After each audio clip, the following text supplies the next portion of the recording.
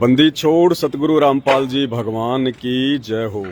परमपिता परमात्मा, सारी सृष्टि के रचनहार, कुल मालिक, असंख्य ब्रह्मांडों के स्वामी सतगुरु रामपाल जी भगवान की सदा ही जय हो।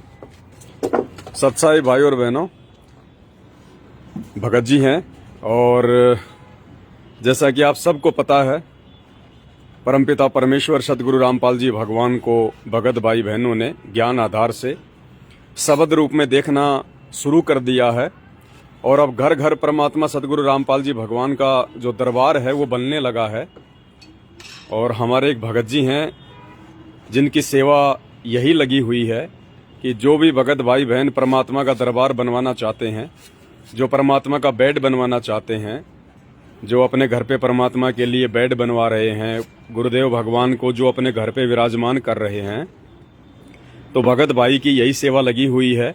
ये कारपेंटर हैं, खाती का काम करते हैं और जो भगत भाई बहन इनसे परमात्मा का बेड बनवाना चाहते हैं या मालिक का दरबार बनवाना चाहते हैं, तो भगत भाई ये समझ लो बिल्कुल फ्री, बिल्कुल फ्री, ये एक तरह से परमात्मा की सेवा समझ के और ये घर घर जाके परमात्मा के लिए बेड बना रहे हैं, परमात्मा का दरबार बना रहे हैं।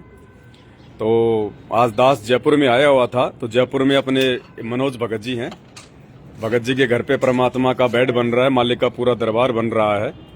एक बार आपको अंदर से थोड़ा सा परमात्मा का दरबार दिखा देते हैं। भगत जी का एक कमरा है, एक हॉल है, ये इनका अंदर इनका रूम है और बाहर इनका हॉल है।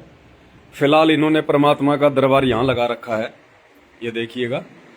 फिलहाल इन्होंने परमेश्वर जी का दरबार यहाँ लगा रखा है। अब परमपिता परमेश्वर के आशीर्वाद से इनका जो हॉल है, इन्होंने आधे हॉल में परमात्मा का ये दरबार का काम लगा रखा है।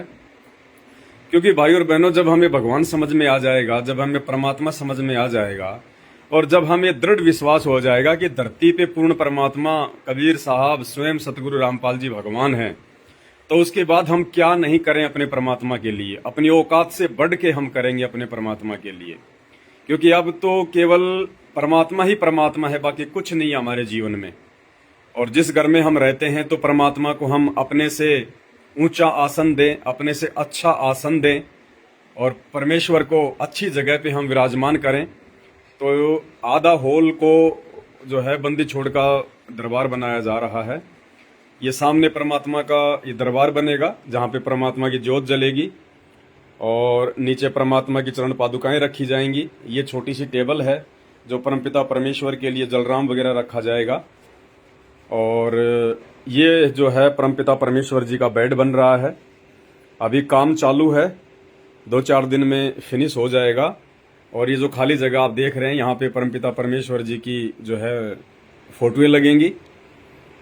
तो मालिक का दरबार तैयार हो रहा है और अब तो घर घर में परमपिता परमेश्वर जी के दरबार बन रहे हैं। जितने भी साथ संगत से जुड़े हुए भाई बहन हैं, जिन्होंने अपने गुरुदेव भगवान की पहचान कर ली है परमात्मा के रूप में, अब वो भगत भाई बहन सब अपने घर पे परमात्मा जी के लिए बेड लगा रहे हैं। दोनों समय परमात्मा को भोग लगाते हैं, विधिवत परमेश्वर की भक्ति करते हैं। और हमारा तो एक ही मकसद है कि गुरुदेव भगवान हमसे प्रसन्न हो। हमें हर वो विधि अपनानी पड़ेगी, हर वो कर्म करना पड़ेगा जिससे हमारे गुरुदेव भगवान हमसे प्रसन्न हो। और ये सब कुछ परमात्मा का ही तो दिया हुआ है।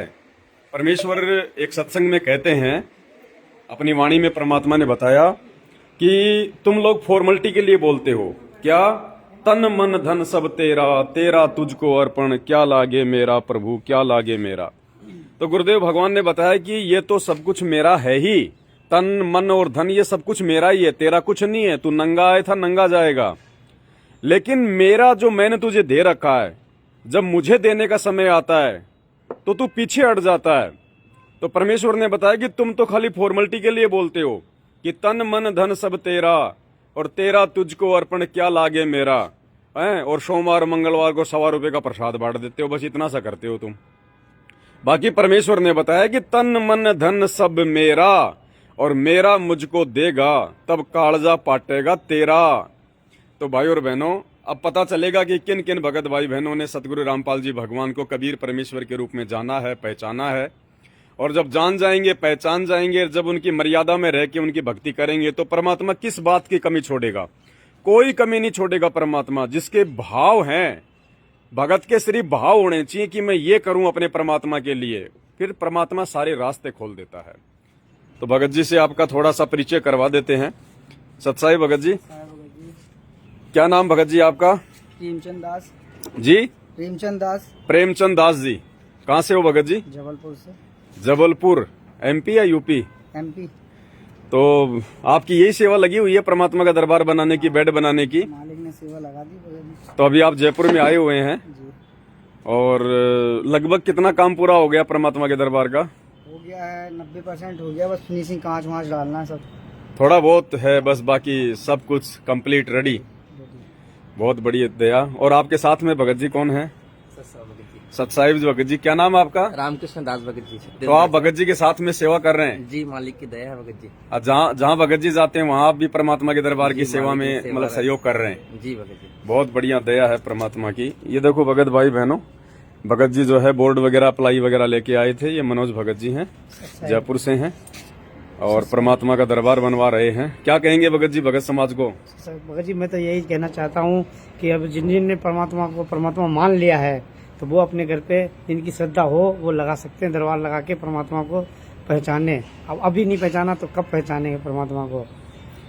तो भगत जी आप उन आश्रमों में नहीं जाते क्या? नहीं भगत जी, उन आश्रमों में क्या रखा, परमात्मा मतलब तो भगवान को आपने अपने घर पे विराजमान कर लिया। भगत जी परमात्मा घर पे आते हैं। घटी ही में गंगा, घटी ही में जमुना, घटी ही में जगदीश।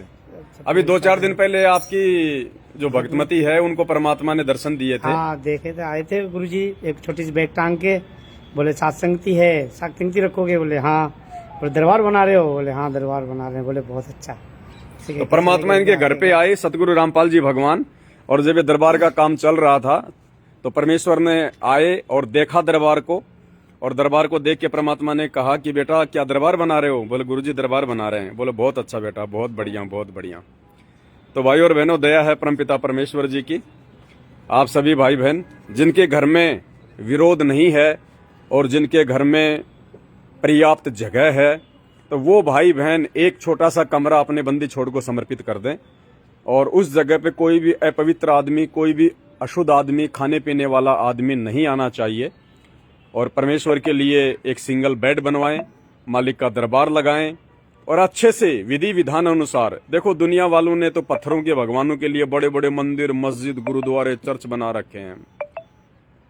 पता नहीं कैसे कैसे क्या क्या लोगों ने कर रखा है। और हमें तो जिंदा भगवान मिला है, साक्षात परमात्मा मिल गए। साक्षात, पत्थर नहीं है, सोने चांदी की मूर्ति नहीं है, साक्षात जिंदा जोगी जगत गुरु मालिक मुर्शद पीर सर्व सृष्टि रचनहार सतगुरु रामपाल जी भगवान आज हमें अपने गुरुदेव भगवान के रूप में जो है ये प्राप्त हुए हैं। ये हमारा बड़ा ही सौभाग्य है। तो भाई और बहनों, भगत जी की तो सेवा लगी हुई है और आने वाले समय में ऐसा ही होना है। घर घर में परमात्मा का दरबार लगेगा, क्योंकि आश्रमों में तो पाखंड शुरू हो जाता है, आश्रमों में तो धंधा शुरू हो जाता है। जैसा वर्तमान में सतगुरु रामपाल जी भगवान के परिवार ने धंधा शुरू कर दिया है, जगह जगह आश्रम खोल के लोगों ने अपनी दुकानें खोल ली हैं नामदान केंद्र के रूप में। अब भगत समाज बेचारा भोला होता है, श्रद्धालु को इन चीजों का तो बहुत बाद में जाके पता चलता है कि सच्चाई क्या है। तब तक तो उनकी लंगोटी उतार ली जाती है, बेचारों को चूस लिया जाता है हम की तरह दान धर्म ज्योति पाठ के नाम पे। और सत्सेवकों पे परमात्मा की विशेष मेहर और रजा है कि परमेश्वर ने हमें सद्बुद्धि बख्शी और हमने अपने गुरुदेव को ज्ञान आधार से उनकी वाणियों के अनुसार कि मोको कहाँ ढूंढे रे बंदे मैं तो तेरे पास में, कि नालायक मैं तुझे साक्षात मिल गया, तेरे गुरु के रूप में मिल गया, तुझे नाम दे दिया, तुझे ज्ञान दे दिया, तुझे भक्ति दे दी। अब तू मेरी प्राप्ति के लिए काल एजेंटों के झांसे में आके जगह जगह वो कस्तूरी वाले हिरण की तरह क्यों भटक रहा है? क्यों आंखों पे काली पट्टी बांध रखी है तूने गांधारी की तरह? तुझे सब कुछ दे दिया, बैठ के भक्ति कर, अपना धंधा कर। अब तुझे हिंडोला बनने की जरूरत क्या है? तुझे घणचक्कर बनने की जरूरत क्या है? तुझे लोगों का मजदूर बनने की जरूरत क्या है? अगर तू मर्यादा में है और तुझे अपने गुरु पर विश्वास है और भक्ति कर रहा है तो परमात्मा तो तेरे घर पे भी है। घट ही में गंगा, घट ही में जमुना, घट ही में है जगदीश सतगुरु तारेंगे। रोज पढ़ते हैं हम संध्या आरती में, लेकिन ध्यान कोई नहीं देता, ध्यान कोई नहीं देता। तो परमेश्वर की साथ संगति पे बहुत बड़ी मेहर है। साथ संगत वाले भाई बहन किसी भी फर्जी आश्रमों में, किसी भी फर्जी नामदान केंद्रों पे नहीं भटकते हैं। जो ज्ञान आधार से चलेगा, जो मर्यादा में रहेगा, जो गुरु को भगवान मिलेगा, जो गुरु को भगवान मानेगा, उनको कहीं भ्रमणे भटकने की आवश्यकता नहीं है। परमात्मा खुद चल के आएगा उनके घर पे खुद। और ये जीता जागता उदाहरण है भगत जी का घर।